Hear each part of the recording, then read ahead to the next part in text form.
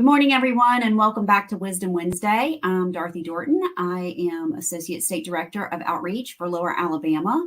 And today we have a special treat for all of our Alabamians out there. We're talking Mardi Gras, and not just Mardi Gras. We are talking about the history of Black Mardi Gras down here in Mobile, Alabama. Now, most of y'all probably already know this, but Mobile is actually the birthplace of Mardi Gras in the United States back in 1703 when it started. And so today we have a very special treat. We have Mr. Eric Finley with us today. Good morning, Mr. Eric. How are you? Good morning, Dorothy. Thank you so much for allowing us to make this presentation. We're happy to be with you. And we're in the rolling bright lights, the glitter, everything with Mardi Gras for 2024. Absolutely. That is true. We are in what they call deep gras at this point. So we are deep into it. So and Mr. Eric does so much for our community, and we're going to talk about a little more about what he does for us in the community. But today he's wearing his Mardi Gras hat, and he, as the historian for the Mobile Area Mardi Gras Association. And so a lot of folks know that as the African American Mardi Gras Association down here in Mobile. And we are just so happy for you to join us today, especially in February, which is Black History Month. And Mr. Eric, can you tell us kind of how the history of Black Mardi Gras, how it started, its mission, all that good stuff? Sure. The Mobile Area Mardi Gras Association, as we're known today, was actually established in 1938 as the Colored Carnival Association. And there were actually 4 founding members. One was a gentleman by the name of Mr. McInnes, and he was a local mortician. And there was Mr. Bestida, who he and his brother were graduates of Tuskegee University, for all of those tigers that are out there. And they were 2 of the best tailors, clothing tailors in the Southeast. Then there was Dr. Russell, who was a local dentist. And then Dr. James Franklin, who was a medical physician. And a lot of the Franklin primary health care centers that we see throughout the city and up through Evergreen and Thomasville were named in his namesake. So these were the 4 founding members of the association that started in 1938. And if we think about it, we're just 8 years after the Great Depression. And these individuals started Mardi Gras as a means for young African-American collegiate students to not think that they were kings and queens, or could be kings and queens like Spain and France, but that they could do anything in life that they wanted to if they followed the proper processes. And we will see throughout this conversation that a lot of them have, and they've done things all over the world. Wonderful. That's amazing. And I love the idea of, it was really created to let young people know, especially in that time, young African Americans know that they can be anything and that they can do anything that they put their mind to. And that's such a great mission. And I think you have a few things about the mission, the original mission, right? Sure. The original mission is the mission that we follow today. And it was actually, the mission statement was to promote knowledge, arts, sciences, and to create and cultivate an interest in the celebration of carnival activities at Mardi Gras. And it was also to encourage the members to participate in all events that will enhance the civic and national betterment. But again, they were somewhat of what we might call pre-mentors. We have many programs today, but they were encouraging young African-American collegiate students to participate in these events, to have fun, but to do it in a formal way. And if we look at this throughout the years, we will see that a lot of them did follow that. But I must say that, behind, as they say, behind every good man, there's a woman, sometimes there's an aunt and a grandmother. Exactly. This organization is all male, but there was a young lady by the name of Miss Frederica Evans, and she encouraged Dr. Russell, who was the first president, the president for 50 years, to start the royal coronation. And Miss Evans had done this for a lot of the other organizations, other white organizations throughout the city. So she understood the formality and the process of the coronations. She actually selected the debutantes from a local social club called Utopia and their knights to be the first ladies and knights of the court. And the first queen was a young lady by the name of Miss Aline Howard, who unfortunately just passed about 3 years ago, but she was 97 years old. That's amazing. She was a beautiful person right up to the end. She's still beautiful. And the first king was a gentleman by the name of Alec Herman. And they were the king and queen for the first royal coronation in 1940. And so we've had coronations ever since then, right up through the one that we're planning for this weekend, 2024. That's so exciting. And so that's such a great history, and it's so rich. And so, we've talked about it was King Alex, and yeah, so now you have, is it King Alexis? So how did the name Alexis come from? Where did y'all get the name, King Alexis? All the kings are King Alexis. So what's the history behind the name? Well, Miss Evans, Frederica Evans, she took the first king's name, and which was Alec, and converted it to Alex. So ever since that first coronation, the kings are noted as King Alexis the First. As a result, Miss Evans was not only a spur for the coronation, but she was also an instructor at the time it was called the Branch, which is now Bishop State Community College, and she loved kids. She actually received an award in the 1940s from President Franklin Roosevelt for her commitment to youth, and for her to be recognized by President Roosevelt in Mobile, Alabama in 1940 was a great tribute for her contributions to the youth in the community. But that's how we got the name, and it became a staple. And today, all the kings are referred to as King Alexis the First.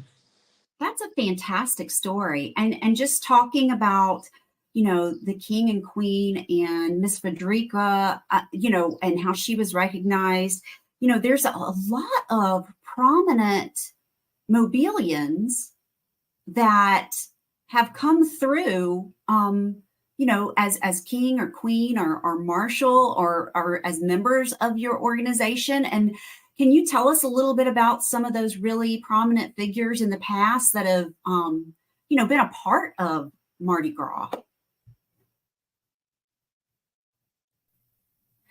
Okay, folks, sorry about that. We had a little bit of a technical glitch, and we were talking about some of the prominent figures that have been kings, queens, and have, been part of the Mobile Area Mardi Gras Association that we may know from history. So, Eric, tell us a little bit about these famous folks. All right, there's so many, but I'm gonna just try to share a few, and I know I'm gonna miss some because it is just so many. But some of the names that come to mind immediately is Dr. Yvonne Kennedy, the late Dr. Yvonne Kennedy, who was a junior queen, a royal queen, and a queen at Alabama State University. She also became a state representative and then president of the current Bishop State Community College. Um, and then when I think about Miss Herman, Alexis Herman, uh, was the daughter of the first king, Alec Herman. And Miss Herman goes on to become Secretary of Labor during Bill Clinton's administration. Um, so these are individuals right here from our beautiful small city that have done things all over the country. There was a Benjamin Franklin, who was the son of the founder, one of the founders of the Mobile Area Mardi Gras Association. And he ultimately became a federal judge in Kansas. There was Carol Cabazano, who was the daughter of Dr. Russell, and she became during her period. And of course, there is, oh goodness, the Fraziers, Tommy Agee, who is in the Hall of Fame for Mobile, a baseball player. Wow. Thompson, a local veterinarian that also attended Tuskegee University. So we've got the who's who throughout Sure the do. right that were members of the organization, and again followed the mentorship of these founding members to carry out that mission. And you know, and we're doing the same thing today. Mhm. If I could, our queen for 2024 is a young lady by the name of Queen Taylor Nix. The king, Alexis the First, is Tyler Rice, and we still have the junior court, and that king is Ashton Yates, and the queen is Amaria Toomer. Now, I know I could do the bio on all of them, but you know, their bios are so impressive with the things that they're doing, their academic standards, that we would be here for quite some time. That's fantastic. And you know, all of those great people. And I actually had the pleasure of knowing Dr. Kennedy.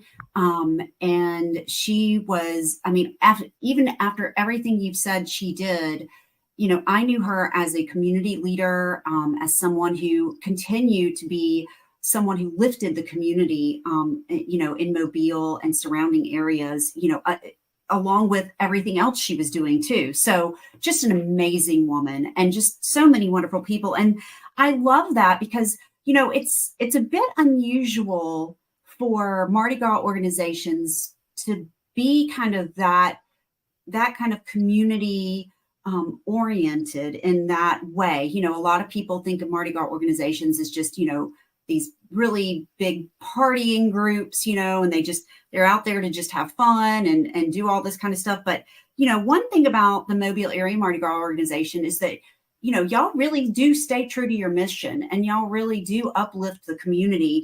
Tell us about some of the things you do in the community, just to continue that mission. Yeah. So, you know, we're an organization, a Mardi Gras organization, and just for our audience, a mystic organization. You know, they're masked. You don't know who the members are. And so we are a Mardi Gras organization. We don't mask, and everyone knows who we are. And just to kind of follow up on these individuals, our current queen, Miss Nix, it was her um, her, we might say, promotion this year for something that we did at Thanksgiving. And she wanted to have a program where we would give back to the homeless. And so we found the homeless throughout the city for Thanksgiving Eve. And down at Cathedral Square, a 18-wheeler truck was provided with showers, and they were provided all of the toiletries that you would need: toothbrush, hair comb, toothpaste.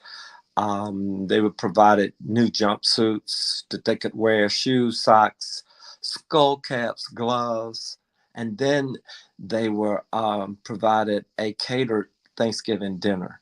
And so, and that was a brainchild of Miss Nix, Queen Nix. So here we are 80 years later, and that philosophy and that mission is still carrying out. And I know I'm not going to be here 80 years from now when Miss Nix is maybe doing one of these interviews to see what she has accomplished or what King Rice has accomplished, but we know they're following the stepstones of the previous monarchs. Absolutely. They have such a bright future ahead of them. And you know, the other things, I was doing a little research myself, and I noticed y'all had a toy drive called Fill the Float. So, And y'all also provide, don't y'all provide the water for all the high school football games for the players? so the organization, we have over 150 men and a lot of different committees. And Brian Thomas is over our community relations committee. They have done one tremendous job this year. They provided, as you indicated, water for the high schools during the football games. They've also done monthly feeding. They've done some mentoringship with the local schools around where our float den is on the north side of town. So it's just amazing. It's rewarding. That's how we get our satisfaction in a way, is giving back to the community. Now, I will say this: the day that we did the feeding of the homeless and the needy, we had a big party that night. We had a celebration afterwards. It was actually called the Little Black Dress. So all of the ladies wore black dresses, but it was a very nice time that was had by all. It was well attended. So we give back, and we still like to have fun, and that's what it's about. I think that's a perfect balance, you know, and like I said, you all do so much for the community, and that's just such a joy. And you know, another thing that kind of gives back to this community and you know provides some good economic a good economic boost is supporting some of these fantastic artists and seamstresses and tailors that we have. And I'm going to put up, these are some past kings, a king and queen, and some of the artistry that goes into these costumes. Can you tell us a little bit about some of these folks that work so hard on all these intricate costumes and trains and floats? Now, I'm gonna tell you the truth. I'm getting out of my zone because, unfortunately, I draw stick people. Okay, Same. but I can tell you, we've had some of the most committed designers throughout the year. And when I was growing up, there were people like Miss Taylor, Miss Conway, that would design these beautiful trains, and it's a lot that's involved because a lot of these um, things are sewed on individually, and it will take 6 or 7 months or longer sometimes to make these trains. And today we have Julia Greer Ford, that's a part of the group, and there's Miss Womack, Tilly Womack, that's Johnny Weaver, and Pat Richardson. And I think a couple of months ago, I called Miss Richardson because I had to ask her a question, and she did answer my question, and I said, "Well, maybe I could see you tomorrow." She says, "Well, I'm in Dubai." I said, Huh. "Oh, excuse me." She was shopping. She was there uh, gathering up material. So these trains and the royal gowns, um, some of the material and the items are from all over the world. That's amazing. That's But, amazing. And yeah, then our the float designers too. They're that that's design, art, sculpture. It's everything, and it's just amazing to see it all come together. we have a float barn, and it's interesting because those floats are just stationary over there. And on Tuesday, when they open the doors and they start to pulling those floats out, it is just life that comes to rolling. And Mhm. you know, I can remember some of our earlier float designers, Joseph Trenier. His family has a long history in the Mardi Gras Association as well as the city. They've been firemen prior to Mobile having a fire department, because they were a part of the Creole Fire Station. And I think every male traineer in the city at some point in time has worked for Mobile Fire Department. In fact, I believe there's 3 now still in the fire department. I'm talking about from the 1880s. So, Wow.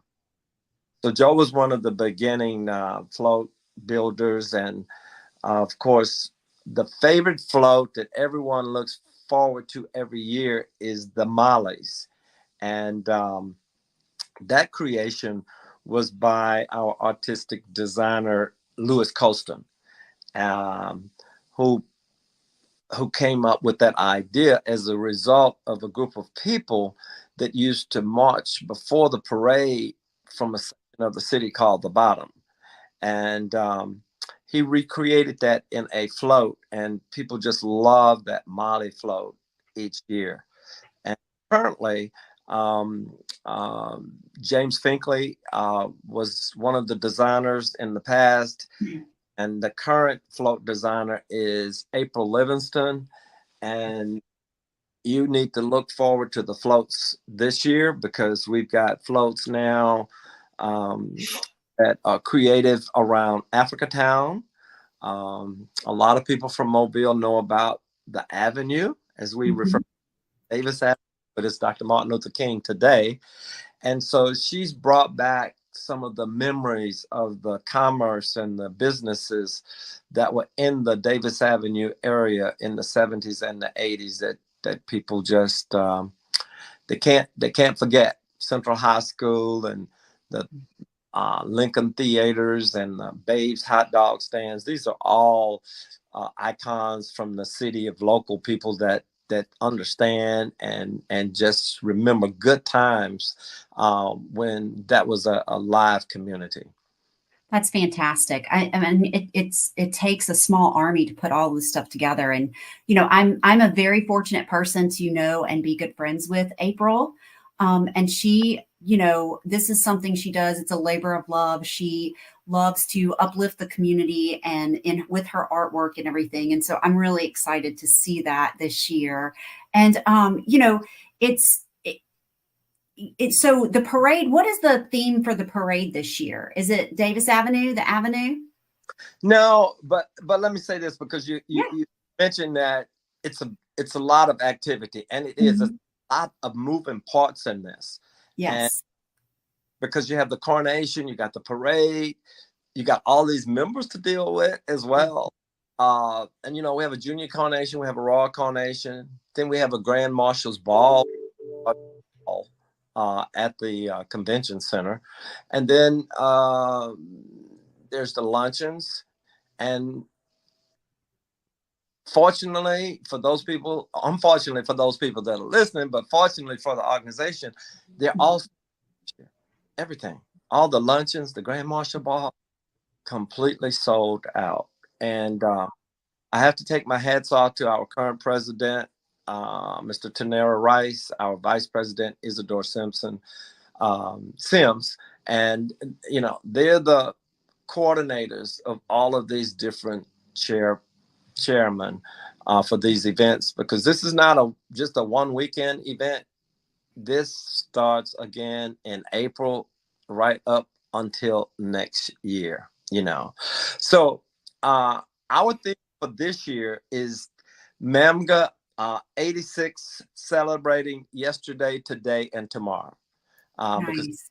86th year of the Mobile Area Mardi Gras Association. That sounds great. And I do want to go back and just touch on something real quick. You mentioned the Creole Fire Department. And I think we'd be remiss if we talked about Mardi Gras and didn't mention the Excelsior Band.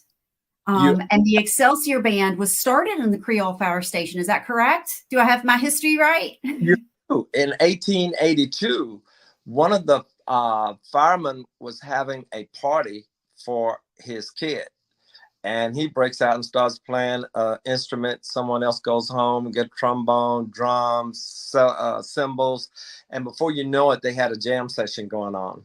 And that was the inception and the start of the Excelsius Band in 1882. And they still play in front of every parade. Not the same individuals, of course, but the organization still exists today. And it is, again, another crowd favorite that everyone. Absolutely. And let me say this too, because it's a good lead in. We have a very good relationship with Mobile Carnival Association. Mhm. And for those listeners, that's the white organization. And when Mobile Area Mardi Gras Association started in 1938, Jim Crow was king. Okay, there was no integration, no collaboration, and all of that's changed over the years. Mardi Gras today is more about family tradition, and we collaborate with Mobile Carnival Association on a lot of events. In fact, with the Excelsiors, the both groups, both organizations, will provide them with a golf cart this year. Fantastic. Yeah, and we share some venues together. So, contrary to what you may think or see, uh, we do a lot together. There's a very good relationship. A couple of weeks ago, we had a big lunch together, our board and their board, and we do that a couple of times a year. And so you know, it's about putting on these events, and it's for us, but it's also for the community.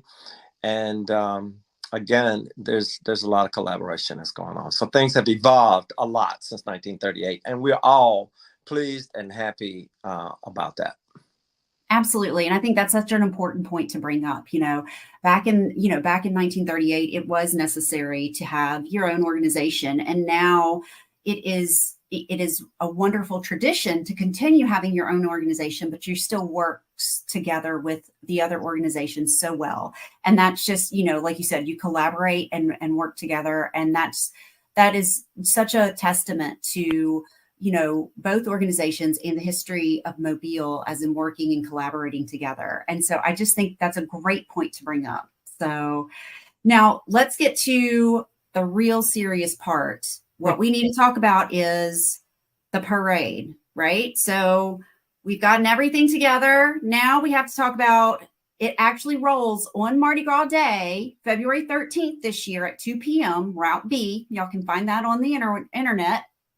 And it's called the Mammoth Parade, right? So where did the mammoth come from? I'm confused on that.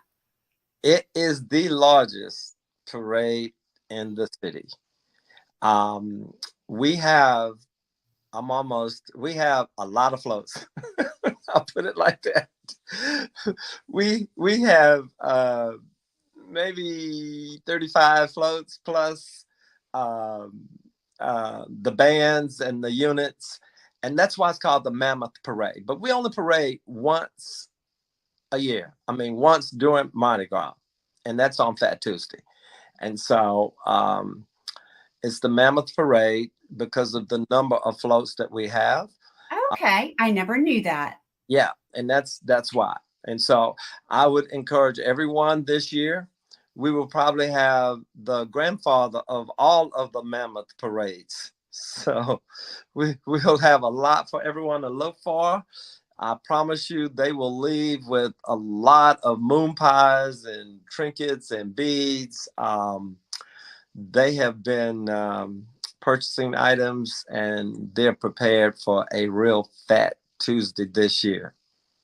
That's so exciting. And I'm excited too. I can't wait. And I have put the website up there for the Mobile Area Mardi Gras Association. So you can go and find out more information because, Eric is such a phenomenal historian, but he's just scratched the surface because, if we were to get into the weeds of it all, we'd be here all day. It's such a rich and wonderful history. And Eric, I just want to thank you so much for coming on today and giving us all of this great information. It's just been fascinating. I'm going to show another picture or two, and we've got a grand marshal here, and this gentleman right here looks familiar. I've blurred out some faces to protect some privacy, but we've got some great the umbrellas for the second line and all this good stuff. And not only do you do all of this, but you are also a docent and founding member of the Dora Franklin Finley African American Heritage Trail, which is a phenomenal tour in Mobile that you can go on.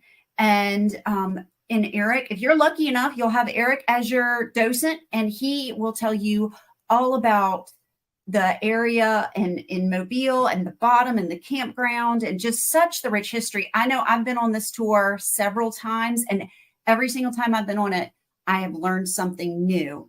And so and AARP is very lucky to be able to sponsor some of these trips. So we do have one. We just had one yesterday, but we are going to have another one on the 15th. So I will also put the information on how to register for that in the comments section when this is airing. But, Eric, I want to thank you so much for everything you do for our community, everything that the Mobile Area Mardi Gras Association does for the community. The kings and queens and the marshals and everyone who is a part of it. Y'all just do so much. Just not, like you said, not just for this community, but for the nation, it's just such a fascinating and rich history. And I really do appreciate you coming on and talking with us today. Well, thank you for allowing me. Both organizations is a mouthful, the Mobile Area Association and the Dora Franklin Finley African American Heritage Trail. And we're fortunate to continue to unveil history, preserve it, and share it. And it was actually started by our founder, Dora Franklin Finley, who spent a full 5 years of her life uncovering a lot of this history and designing this trail for us to continue it. And, this is 17 years now that we've been doing this. So started her vision is just kind of coming alive today. Yeah. And now you have the Franklin House, right? Dr. Franklin's house. And so if you're not in Mobile, please come down here, take the tour, go by and see Dr. Franklin's house, go to Africatown, go to the Africatown Heritage House. There's just so much rich history down here, and we welcome anyone who wants to learn it. And we have to include the Historical Avenue Cultural Center that just opened up about 3 weeks ago. Fantastic. Yes, and it's remembering Davis Avenue as it was in its prime. So, and there's another story, another podcast. We'll have to have you back. So